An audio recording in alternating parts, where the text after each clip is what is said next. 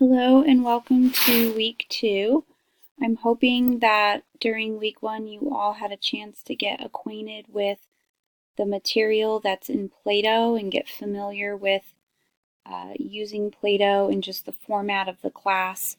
I'm hoping also that you were able to purchase textbooks as well as get into Revel and kind of check that out and see what resources are there as well. Because this week is the week that we actually start in on some content for the class. So this is how it will typically go.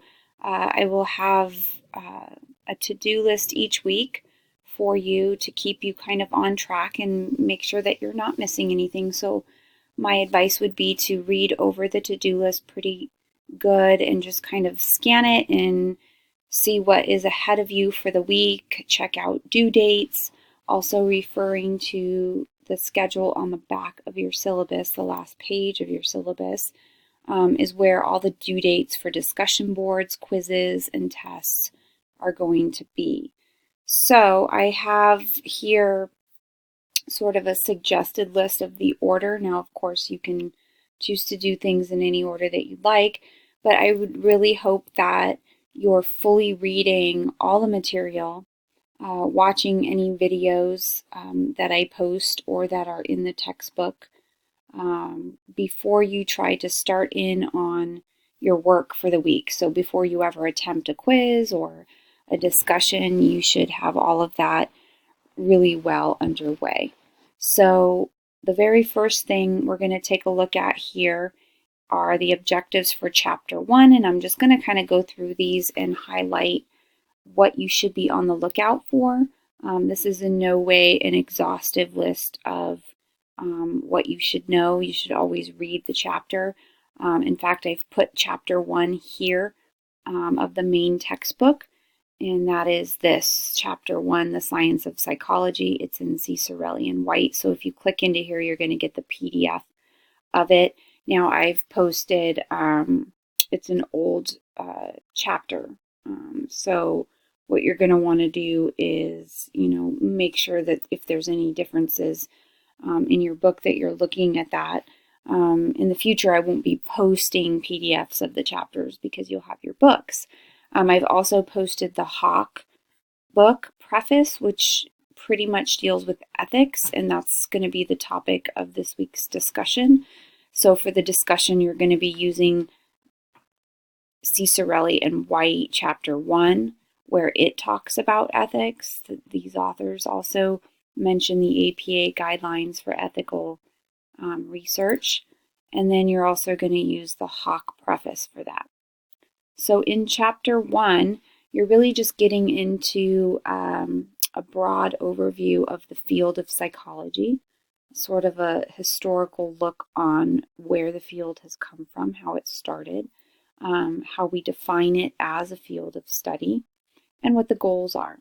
You'll be taking a look at structuralism versus functionalism, which is the early days of psychology, kind of what ideas got the field started. They come from these kind of two main streams of thought. And then we will branch into then what were some of the early approaches in the field, such as Gestalt theory, psychoanalysis, and behaviorism. Those are the three-pronged approach to how psychology started.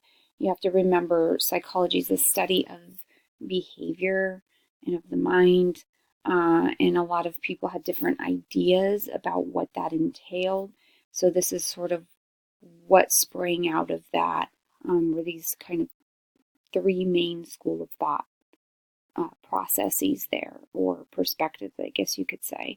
We're going to then go into the modern perspectives in psychology. There's 7 of them, and you're going to see some of the big names there that you've likely heard in other areas in education. So you'll see Skinner, Maslow, Rogers, Freud, of course, and take a look at what some of those modern perspectives have to say on how we understand people and thought and cognitions, behavior, all of that. We'll take a look at who's who in psychology. So what are the fields people can go into within psychology, subfields, if you will, how psychiatry differs from psychology, what are some of the other types of professions one can work in the various areas of psychology. And that'll kind of wrap up the brief history that you'll be getting in the field of psychology. We'll spend the latter half of the chapter looking at research methodology in psychology. How do we conduct scientific research in the field? What steps do we take, and what does that look like? So we'll be looking first at the scientific method, which is the means by which we ask and answer questions in the field of psychology. And how to do that depends on what those questions are, what you're interested in studying, what kinds of answers you're looking for is going to sort of dictate the type of study that you would be doing. So we'll take a look at naturalistic observation. We'll look at using surveys and case studies. These are all really descriptive means of studying behavior. They describe a population, or they describe animal behavior, if that's what you're looking at. But they give us lots of information. They're often good starting points, and we can even gain a little bit more knowledge from some of those methods, especially the survey method, by looking at correlational techniques. So correlations are just basically relationships between variables. We're interested in how things relate to one another, what goes with what, when this happens, what also happens, why is it when a person acts this way, there's often these other variables present. So those would be some of the things that we could look at with correlational technique.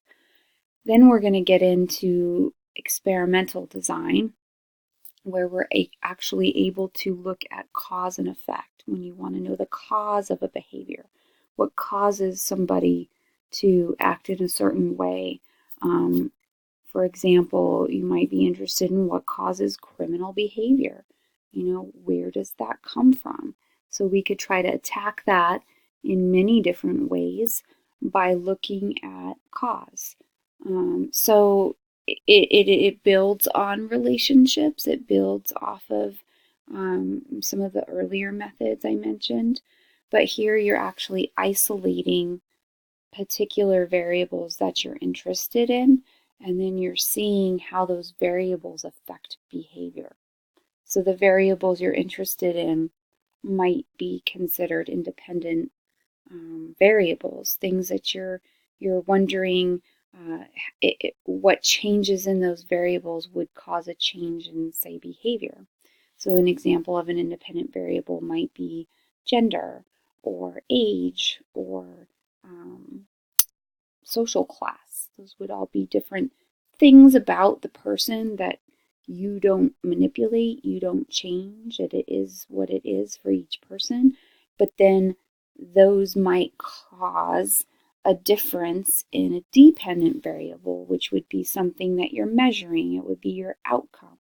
And those can be things like IQ or health behavior or, academic aptitude, IQ, things like that. And so you might be interested in looking at how the independent variables affect dependent variables. If I come from a poor background, how would that affect my IQ? If I am a particular gender, how might that affect my self-esteem? And so all of those would be questions we could answer using experimental method. And there's some things that you'll need to know about experimental method in order for it to work. What kinds of groups you need to have, random assignment, and various other elements in designing an experiment. So you'll be reading all about that. We'll also be looking at some things that can happen during an experiment, like placebo effect and experimenter effects, which is why we tend to use techniques like single blind and double blind to help mitigate any biases that might exist in the way in which we set up a design. Unintended usually, but definitely can occur. We'll also then look at the very last part, which will be on ethics. So this is where your book overlaps with the Hawk book reading in looking at, how do we conduct ethical research in the field of psychology with people and animals, okay? So that forms the basis of Chapter 1. You're going to want to go ahead and take a look at the lecture slides that go along with the chapter that I've included for you. A good way of using these would be to have them open next to you while you're reading the book so that you can kind of see where there's overlap and what's emphasized. That might be very helpful. I want you to definitely check out the instructions on how to do a discussion board post. If you click into here, you'll get the rubric, which kind of shows you what I'm looking for in your posts. You're writing an original response to the discussion question each week, which is right here. Okay, so this week, like I said, it deals with ethics. You're going to come up with your original response to that question, and your response is going to be informed by the reading. So the expectation is that you are answering the question and integrating in what you've read for the week to support your answer. So I should be seeing a lot of citations of the readings that you're referring to. And then the other expectation is that once you've posted your original response to the question, you have a day or two to respond back to your classmates. You're to pick 3 people that you would like to respond to and write up a very intelligent and thoughtful question posed back at them, or thoughts on what they wrote. Extend the dialogue. So if they said something that got you thinking, you could elaborate on that and add to it. If there's something that you read about that you felt they could have included to better support their answer or give more examples, go ahead and add that in. I really just want to see that you're taking other people's ideas and you're expanding on them, because that's kind of what would happen in class if we were doing a discussion and we were talking, is everyone would kind of be throwing in their 2 cents and giving their input. And so that's what I like to see happening with those. Just for your reference, I have the Cite as you write instructions here. So this is just a 1-page document that helps you know how to cite your sources as you're using them when you're writing. So definitely check out that. I'm going to hold you to that. The expectation is always that you're integrating in the resources that you're reading, but that you're doing it in the proper way, in the proper formatting. You have a quiz this week. It's just a short 10-question quiz on Chapter 1 to kind of make sure that you're understanding everything. So that's always going to be due by Friday, just before midnight, 11:59 p.m. Friday. And so you'll want to go ahead and do that as soon as you're feeling ready. It's open until then. And then I want to remind everyone about the mandatory intro psych assessment. This is mandatory of every single intro psych student. It is a quick just pre-assessment to see what your knowledge is before you ever take psychology. We're just curious. And that's just internal information that we use as a department, and it's in no way connected to your grade in the class. But all the instructions are here. You should have gotten an email as of Friday giving you instructions of how to get in there and what to do. So be looking for that. It might go to your junk mail, so be sure to check that. Fill this out. It's due by January 31st. Okay. any questions, please give me an email this week. Thanks.